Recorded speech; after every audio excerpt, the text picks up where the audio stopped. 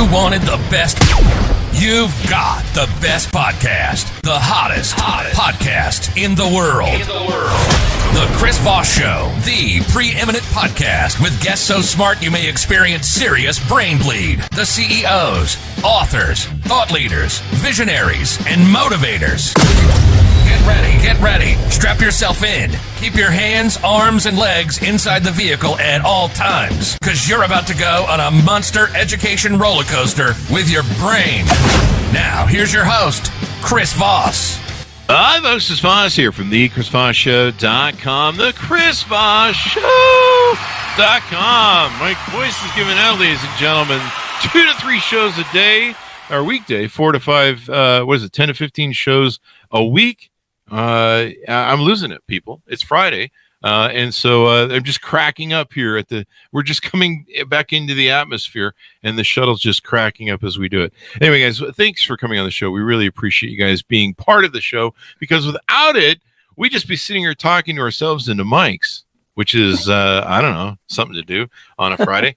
So there you go. As always, the Chris Voss Show is a family that loves you and doesn't judge you. But part of the deal is, part of the gig is, part of the obligation. There's a small obligation. The show is free, but the small obligation is please refer the show to your friends, neighbors, relatives, dogs, cats. Get everybody you know. I want you to go down to the street. I sound like that guy from the Network movie. I want you to go down to the street, open your windows, and scream, "I'm not going to take it anymore." No, don't do that. I want you to go down with a cardboard sign and hold it on Fifth Avenue saying, "Subscribe to the Chris Voss Show or else." And don't do that. That sounds like something's going to end up in trouble. But refer the show to your friends. And it's so easy. You don't have to do that. You can just call your friends and say, "Hey, subscribe to the Chris Voss Show." See you. Bye. There you go. Go to goodreads.com/Chris Voss, LinkedIn.com/Chris Voss, YouTube.com/Chris Voss, and Chris Voss 1. I probably said 1 twice there, and I don't care because it's Friday. We have an amazing guest on the show, and I'm excited to have her. We've been bantering back and forth with lots of energy in the green room, and so you're going to be excited as well, because if you're not, folks, then don't make me come back there, just like your dad used to say with the car. We have Sara Webb on the show with us today. She's a meditation coach, author, speaker, and spiritual activist, and she's going to be joining us to talk about all of her wonderful things. I'm excited to hear about this because I've been talking and thinking a little bit to myself. There's a lot of talking between the 7 personalities. There's that one that says kill, kill, kill too, and Judge says we can't talk to him anymore, or he can't talk to us. One of the two. He has a restraining order. One of them's holding the sign on the corner. I saw him. There's I think there's another one. That's a new one we just added today. So. But anyway, I've been listening to a lot of Sam Harris, and he's had a few meditation people on, and now we do. So we're gonna one up him by having Sara Webb on the show with us today. Now she teaches successful leaders with closet anxiety to take back control of their lives by teaching them to relax. Don't do it when you got it. Oh wait, that's a different song. She's going to teach them to relax so they can have more energy, focus, and doing what's important. She empowers clients with her high-functioning anxiety to find, let me recut that. Sara empowers clients with high-functioning anxiety to find their inner resources, their power within. She teaches pocket-sized techniques to process stress, improve daily happiness, and bring back the best versions of themselves to their own lives. Welcome to the show, Sara. How are you? Thank you so much. I am smiling, thriving. I am choosing happiness every single moment. How about you go. I need to tattoo that on my arm. I am choosing happiness every day. So welcome to the show. Give us your .com so people can find you on the interwebs, please. Thank you. You can find me at Sara Webb Says. That's SarawebBsays. That's also my Instagram handle, Sara Webb Says. There you go. Sara Webb Says. I love it. And does you have a second site that says Sara Webb Says or else? I don't know. That's right. Or else. There's got to be a thread in there. Yeah, there's got to be a thread. Meditate or else. Meditate or else. No one gets hurt if you just act responsibly. I guess the or else is the callback joke for the show this time. So Sara, give us a 30,000 overview of who you are, what you do, and what you do for your clients. I'm passionate about meditation, which might sound like an oxymoron, but I am passionate because meditation saved my life. Mm. It saved me from myself. I didn't know for years that I had and still have high functioning anxiety. And that's not something you're going to find in the DSM. You'll find generalized anxiety. Mhm. But high functioning anxiety is a very specific kind of anxiety. And we typically suffer in silence. We end up incredibly successful. We seem very confident on the outside. We are leaders. We're overachievers. But we suffer from a heavy dose of perfectionism. Mm. We tend to have that itty bitty shitty committee in between our ears, lots of self-doubt. We end up taking on too much because we have trouble saying no to people, and we've set a standard for everybody expecting so much out of us. So we take on, we say yes when we mean no, we say no when we mean yes, and then we end up overwhelmed and in the hospital like I did at the young age of 28. I thought I was having a heart attack. And I very calmly walked over to my colleague's office and said, "Excuse me, I think I'm having a heart attack. Can you please drive me to the emergency room?" Of course, she called 911 and I got the siren ride all the way to the hospital. Nice. And that doctor 15 years ago said, "You should try meditation." Wow. It took me another 7 years to find the kind of meditation that worked for me. Mhm. So that's why I do what I do, because I really want to help people to be able to, first of all, combat the high functioning anxiety, but also to try every single kind of meditation out there and to find the kind that works for them, because meditation has been scientifically proven to reduce blood pressure, reduce pain, increase pain tolerance. It improves memory. It improves focus. It improves happiness. I mean, there's literally no side effects to meditation. In fact, a lot of leaders, some of my clients are like, "I don't have time to meditate," because they're focused on productivity. Studies show that when we take time out of our day to meditate, productivity increases by 120%. Wow. It's a no-brainer. We don't spend enough time just contemplating the universe. We're always busy with all of our noises, right? Our phones and everything else. Well, yeah, and so many leaders are focused on self-optimization. They want to improve themselves. But how much time have they actually spent with themselves? They're focused on these people out here and these new gadgets, and let me go to this new guru or whatever. But if you just get quiet and listen within, it's possible to have these things dropped inside your head. I mean, let's say that you are incredibly religious. I mean, I tell my people who go to church every single Sunday, well, prayer is talking to God, but meditation is listening. And the reason why we can actually listen is highly scientific. So we have 11 million sensory receptors in our bodies. 10 million out of our 11 million sensory receptors are attached to our sight. We also have billions of bits of data all around us. And our human brain processes around 11 million bits per second, which sounds incredible. But we're only conscious of between 40 and 50 of those 11 million bits, not 40 or 50,000. So 11 million bits per second coming into our brains. We're conscious of about 45 of those bits. I did the math. That means we're conscious of 0.04% of reality. 99.96% of all the information that's coming into our brains, coming into our bodies, is coming into the subconscious. Wow. So if we can just shut off 10 million of our 11 million sensory receptors and spend a little time with our bodies, with our brains, with ourselves, then we can have access to that 99.96% of information. That's why we get gut feelings. That's how we know things without actually knowing it logically. So meditation is that key that can help a lot of leaders become successful. There you go. And that totally makes sense. So you went on a journey after being diagnosed with high functioning anxiety, and you said it took you 7 years to dial in the right meditation. So were you trying different variations of meditation at that time and nothing was clicking? Right. I would go to a yoga studio and try some sort of guided meditation, or I would sign up for a Deepak Chopra online course, or I would go to a place where they do Zen meditation, and just nothing really resonated. It felt really hard. And that's the reason why I've become a meditation coach. I mean, I love working with people individually and finding the kind of things that resonate for them. I was a high school teacher years and years ago, and then I taught finance to adults, and I have a 7-year-old, so I've been teaching her. And meditation has always been my passion. I actually learned to meditate when I was 5 months pregnant. And the thing, I hired a meditation coach and learned from a private coach, just like I am right now. And the thing that was so fascinating is that at 5 months pregnant, just meditating for 20 minutes twice a day, my emotions all smoothed out. Oh, really? My ex-husband was like astounded. He's like, where did you get that? Where can I sign up? Where is this meditation coach? You are a different person. Mm-hmm.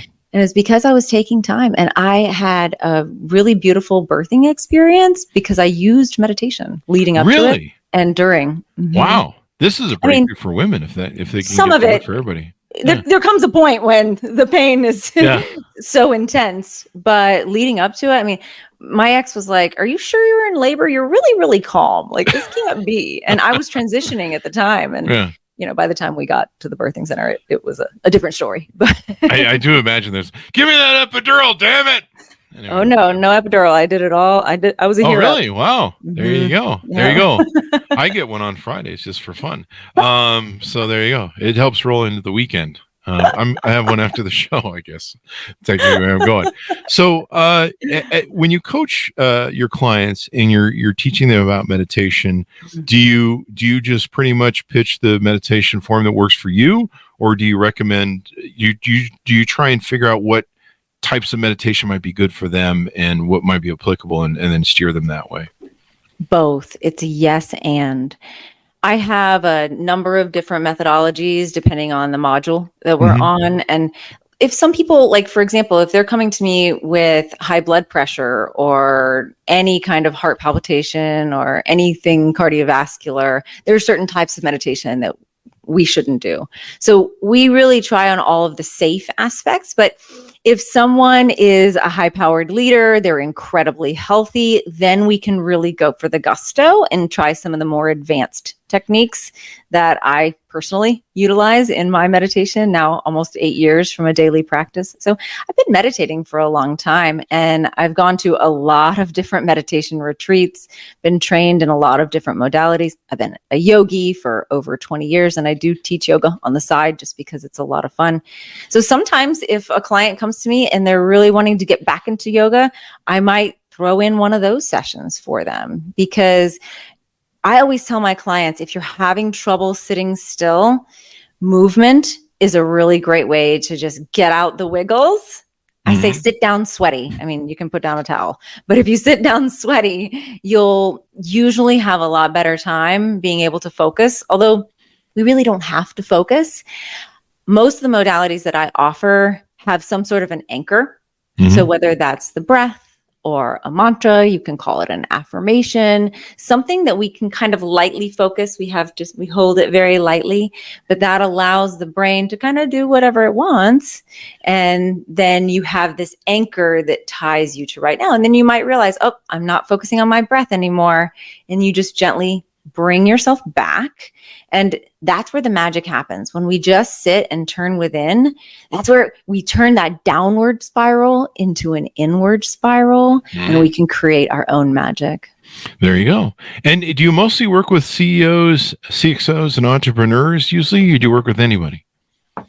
I have taken some people who are incredibly motivated and do suffer from high functioning anxiety. I tend to attract a lot of business owners and entrepreneurs and, yes, CXOs of all kinds, managers in big companies, Fortune 100s, because a lot of times they hear my message and maybe their spouse doesn't even know that they have anxiety.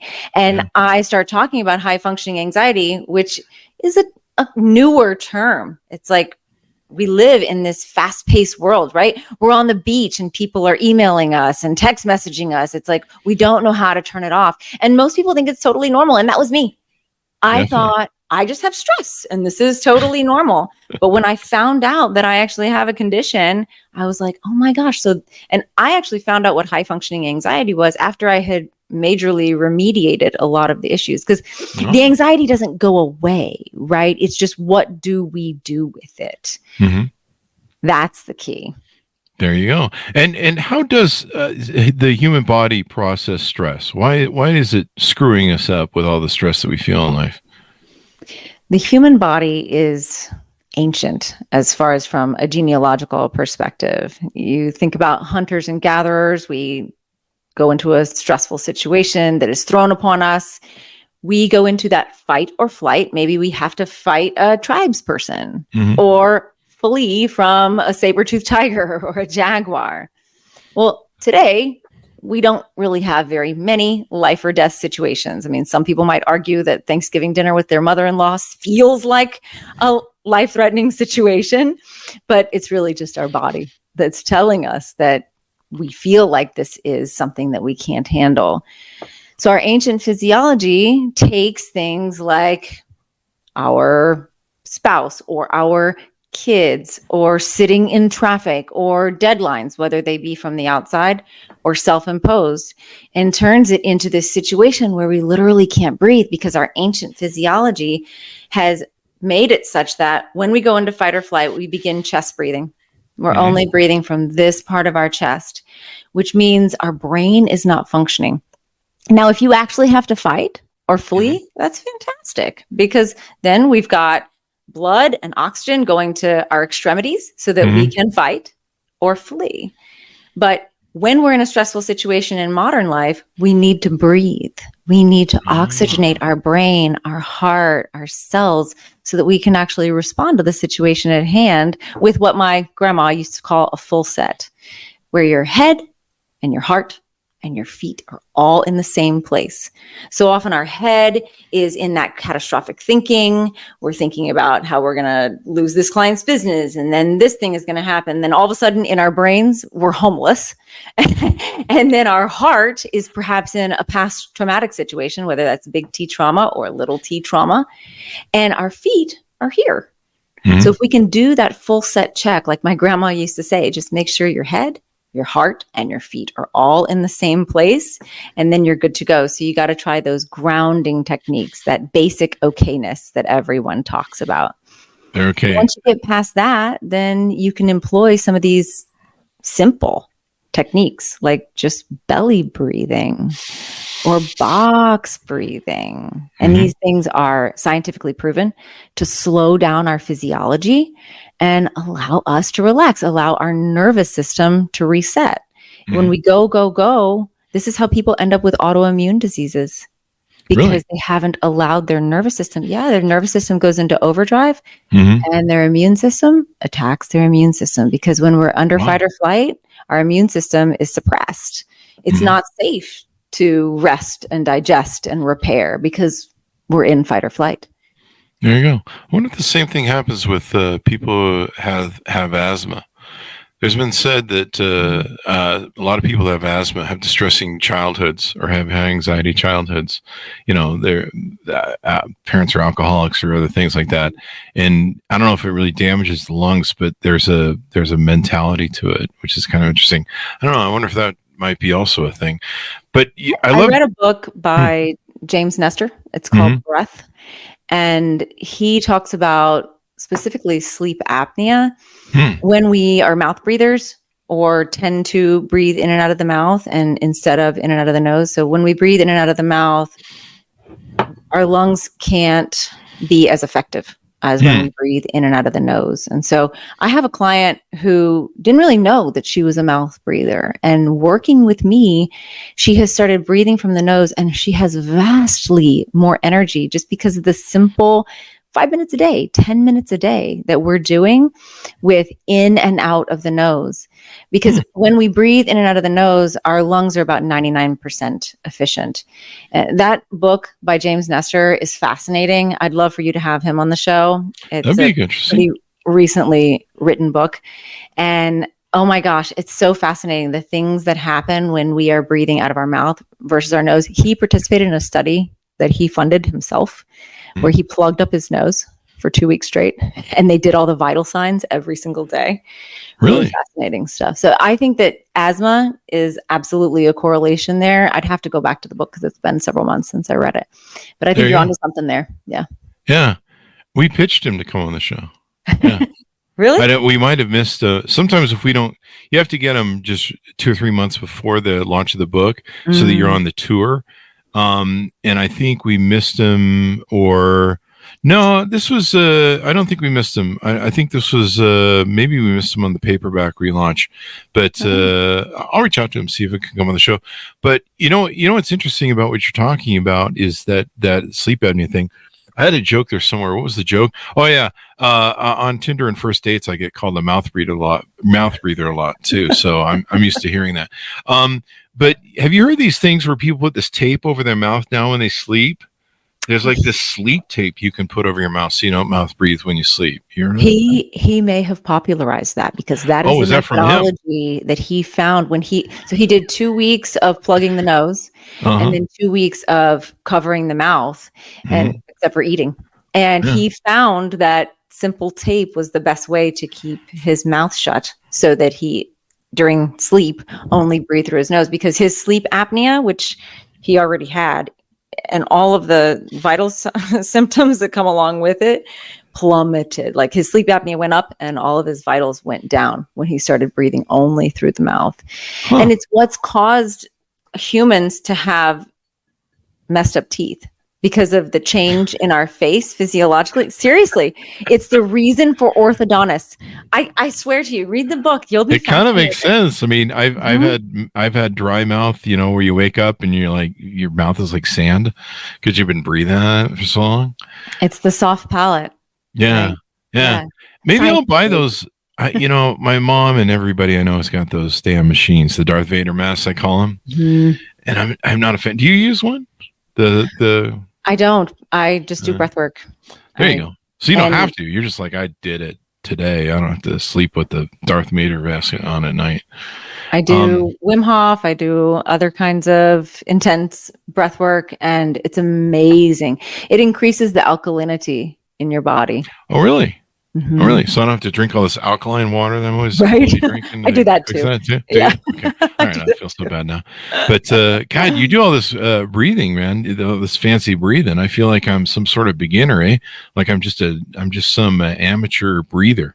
Well, our breath is our life force. That's what the yogis, they interchanged the word prana and breath. And if you think about it, like that's what defines life. When we come into this world, we take a breath, and if we stop breathing, we can survive for weeks without food, a few days without water, but only a few minutes without our breath.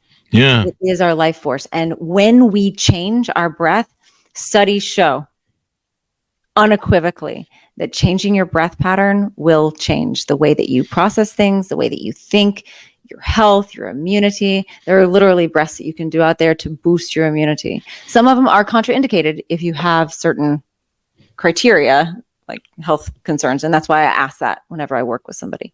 There you go. I might try that breath tape. I actually looked at one of my friends on Facebook turned me onto it, and probably had read that gentleman's book, and I was like, what are you doing? And I'm like, I know how I breathe at night, and I'm like, and I'm a bear as a human being. Anyway, when I get up in the morning, I wander around, and like no one should get near me because you say something to me and you're going to get pawed. And then you're gonna miss something a lib, and it's like every girlfriend I've ever had has been like, we stay away from you until you've had your coffee, and we do not mess with you. We just take a wide berth around you and let you do your thing, and then somewhere after about 3, 4 hours, 5 hours, 6 hours, I'm sociable, and I can talk to people without having murder on the mind. But I should try that. But the only thing I'm worried about when I saw it and I contemplated, I looked it up on Amazon, was I'm like, I'm going to end up swallowing one of those things. Like it'll come like halfway off, and I'll go, in my sleep, and then it'll go right down the thing, and then I don't know, asphyxiate completely, and I'll choke to death, or I don't know, which might. So in order to make yourself more healthy, you've actually killed yourself. Right? Most of my exes were testing my ability to breathe by putting a pillow over my face at night when I slept. So there was that. There's a lot of X jokes in this show. So lots of good stuff that you do here. What are some other things in your work and some of the ways you've helped clients and things that kind of stand out from what you do, opposed to maybe some other people that you've seen in the business? Well, I focus on the science. I'm not a scientist. and I'm not a doctor, but I read a lot, and I absolutely love employing techniques that are scientifically proven. Mhm. And I mean, we know that we're only aware of 0.04% of reality. And we know that we have something called the reticular activating system that's Mhm. constantly looking for whatever we're focusing on, Yeah. right? In yoga, we say where focus goes, energy flows. And Mhm. that sounds really cute and woo woo, but it's actually scientifically true. So, all of the techniques that I employ with anyone, there's a study that goes behind it. And it's not just meditation. We were talking about the personal gratitude practice that I Yeah. have. Yeah. For 3.5 years, I've been making a gratitude list. My brother was my very first gratitude partner. I started making a gratitude list on my own. I sent it out to a few people via text, and he said, I love this. Let's do it together, and let's set a criteria of 5 things every day.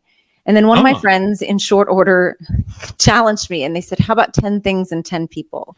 I now have 15 gratitude partners, and we merely text one another our lists every single day. And sometimes there are affirmations or goals, things we're trying to bring into our lives. And sometimes it's just a simple list. You know, I'm grateful I didn't have to go to a laundromat today. I'm grateful for quality time. Seriously, I have a Yeah. washer and dryer in my home. Yeah. And do you know how many billion people wash their clothes in the river Yeah. and hang it up on a clothesline? Billions of people today. And we have major first world problems. I do that And now. you do just for fun Oh, my with a washboard and everything. I can I see do. you Yeah. I've doing got like the this. old, I remember my old great grandmother. I used to have my great grandmother alive at the same time I was. And we went to her house in West Virginia, and she had the roller for the washing, Wow. the big Uh-huh. tub and the roller. And then she had the washboard and stuff. We used to play with it. Yeah. My grandma did have that too. Yeah. But she really wasn't using it anymore. I don't know, maybe she was a hoarder Yeah. or Mine something. wasn't. She just It was in her yard in West Virginia, along with the still in the outhouse. So it was pretty novel.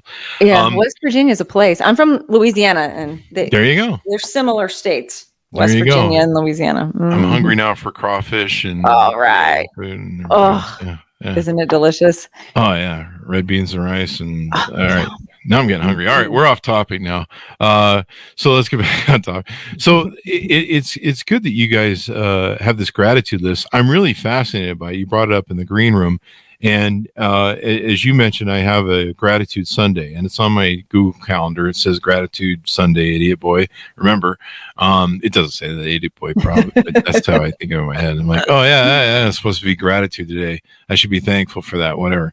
I'm being funny. But I like the daily thing because, you know, throughout the week, you get caught in a daily thing. You know, sometimes you have a moment where you're like, oh, man, that hurts. Or, you know, you're like, oh, you know, what happened? You know, something catches on fire. You get some email. Somebody's, you know, you're like, this person's an idiot. You get on Facebook, you know, and you're like, everybody here is an idiot. No, that's not true. I love all my Facebook friends. You know, you turn on the news. Oh, my God, the whole world's an idiot, which is pretty much true. But I like the gratitude thing. And so when you send each other a text, it's a list of 5 things that you're happy for today. Is that what I understand it correctly? My brother is still my gratitude partner. He and his partner, we're in a little gratitude group, and they usually stick to the 5 things, but I tend to put more depending on the day. You're an overachiever then. I am. And it just flows so easily. And sometimes there are things that repeat. But when you get really granular and specific, then your reticular activating system continues to look for very specific things that you're grateful for. And I live in a state of gratitude now. In fact, when something shitty happens, Chris, I'm just like, oh, look at this amazing thing that I get to choose differently. This is so amazing. It looks, but you know that they've done studies where people go on vacations and some calamity happens, and then the people actually look back on that potentially stressful situation as something that they reminisce about with a lot of glee. And so if we can just in the moment, and this has taken a lot of years of practice, just in the moment say, oh, look at this amazing thing that I get to learn from. Because we're not going to learn unless it's hard. It's just like when we work out in the gym. It's only stressing the muscle, literally ripping the muscle open. That's what makes it grow. Yeah, it's really painful when it happens, but Right? as long as it's not a permanent injury, you're fine. That's really what I'm up to at the gym, ripping and tearing. I used to do a little bit of that. I would come home every night with stories of what all the hundreds of employees had done, and you'd just be like, you won't believe what happened today, and you'd have like 5 or 6 stories of just stupid shit that happened in the office. You're just like, oh my God. And you get enough employees. It's just endless. Like, I don't know how somebody runs this, is the CEO of a 45,000 member company. Cause I'd just be like, we need to write some books on this crap or have a podcast. And bring Bob in. Hey, Bob, tell him what you did today, you moron. Tell them you broke the copy or whatever the hell it was. But no, I like this thing. With kids. Yeah. You celebrate the good. You celebrate the good in your life. Yeah. You celebrate the good with the employees. You praise. I mean, people have turned around their children who were allegedly these troublemakers and they thought that they could do no good. And if you just praise the one thing that they do, people respond very positively. And our brains respond very positively too. Because our brains are wired to look for problems. And that's what's kept Homo sapiens alive for thousands of years, because we scan the environment, we look for problems. What do I need to mitigate for here? And that's also, unfortunately, what we do in our daily lives. We've got this thing to complain about, this person to complain about. Oh my gosh, I've got this ailment in my body. And that's been keeping us safe, but it's really not serving us anymore. There you go. We have to look for and appreciate the good. Have you thought about scaling the gratitude list thing to like a Slack channel or a Facebook group or it's coming. Yeah, stay tuned. Yeah, because that's what I'm thinking. It would be a great use for it. Maybe we'll use one on the show. We'll just every day, people can I don't know, I'll come on and be like, I'm thankful for my audience. So there you go. This is my first one. But this I have a lot of friends and I have a lot of people I talk to, and I'm that annoying friend who sends people all the TikToks and my friends are like, seriously, another one? Like, I'm that way. And with the dancing people, and anything I think is funny. And I know what all my friends' flavors are. So like my friends who are drummers, they get all the drummer jokes, and then my friends who whatever their leadership or something, so I have them categorized. So I'm not a total fucking freak, but where I'm like, we need to get a restraining order. I have some friends that I'm like, why do you keep sending me this shit? This has nothing to do with anything I'm interested. You clearly don't know me. But no, I like this. And I think it would be a great Slack channel, might be a great app, might be a Facebook. I might steal your little idea, but I'll bring you into the group. But I like the idea of it. Because every day, the more I'm thinking of it, like you go through the day sometimes, and sometimes you just, I don't know, you get a little, you get a little down sort of attitude problem. You're like, oh God, what is this? And I'm 55 now. It's more like you wake up every day and you're like, what hurts today? It's like spin the wheel, and there you go. So any final thoughts on what you're doing, how you're doing it? I know you have some workshops too, and you have your book. Give us your final pitch as we go out on the show. My mission in this life is to get the world to meditate. And I know that's a huge fucking mission. So I just ask people, try meditation, keep on trying it, find someone who knows what they're doing, whether it's me or another expert, a friend of yours, get an accountability partner. A coach is great for that. And just keep on trying. Because when we're perfectionists, we think that we're supposed to be great at it. And we also sit down and we're like, isn't something supposed to be happening? And we get up and we're like, oh, well, I don't know. I was supposed to like get up enlightened but we just need to do it. I mean, it's literally the Nike slogan, just sit down and do it, because meditation is not about how we feel while we're doing it. It's about the results that we experience afterwards. And done is better than perfect. It is a meditation practice. It is not meditation perfection. It's not meditation performance. It's practice. And when we just keep at it, keep on doing it. It's like if you've ever had a garden and you go away for a week and you haven't pulled the weeds. That's what happens when we stop doing it. So often people start meditating and then they feel better. So then they stop. They figure they're cured. And then they're like, oh yeah, I was feeling a lot better when I was meditating. That's right. Maybe I should pick that up again. But it's really hard to restart again. So I have people who come to me and they've had thriving meditation practices and they just have trouble fitting it in again. Wow. And then so we work on that. We work on the habits and we employ a lot of the techniques in Atomic Habits. James Clear. Oh yeah, that was a great book. Fantastic book. And I've always had really good habits, but I've read it many, many times because he has really great stuff in there about how to make these things into habits. And we get lackadaisical, however you say that word.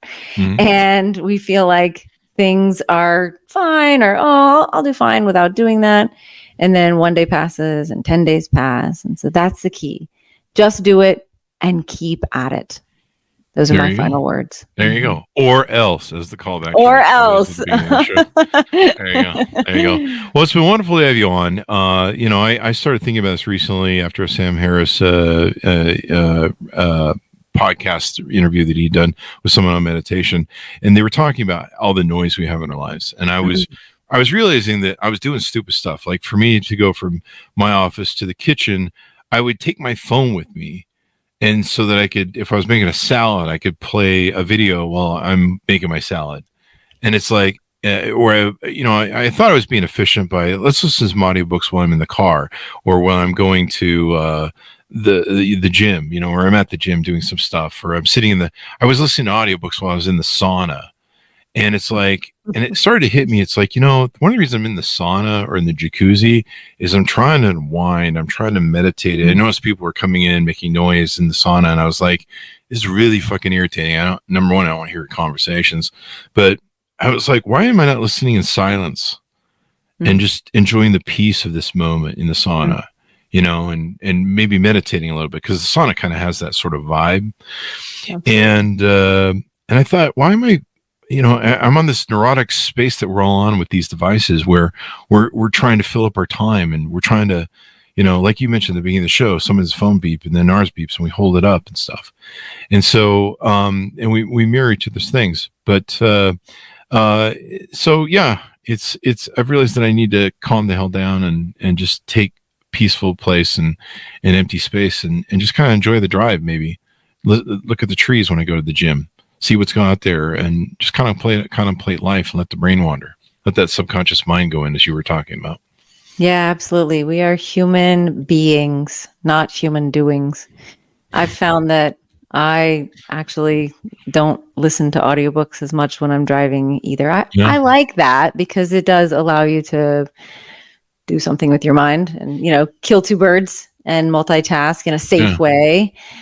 But yeah, I find that just being is really freeing. And there you go. There's your poem for the day. There you go. Sara, thank you very much for coming on, inspiring us and giving us your energy and giving us some thoughts on what to do. And then I'm going to go on Amazon and get some tape for my mouth. It's funny. I've been having people on YouTube tell me I should tape over.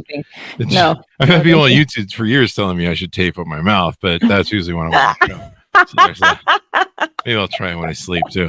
That or I'll just get someone to smother my head in a pillow, which doesn't sound bad sometimes. Anyway, thank you very much, Sara, for coming on the show. We really appreciate it. Thank you. I had a blast. Thank you. So did I, and so did our audience. They better have, or else. Anyway, guys, as always, my first appreciation or gratitude thing is I love you guys, the audience. I appreciate having Sara on and such wonderful guests. And I hope you appreciate as well, which means you'll go to goodreads.com/Chris Voss, LinkedIn.com/Chris Voss, YouTube.com/Chris Voss, and what is it? Chris Voss 1 on TikTok. Thanks for tuning in. Be good to each other. Stay safe. And we'll see you guys next time.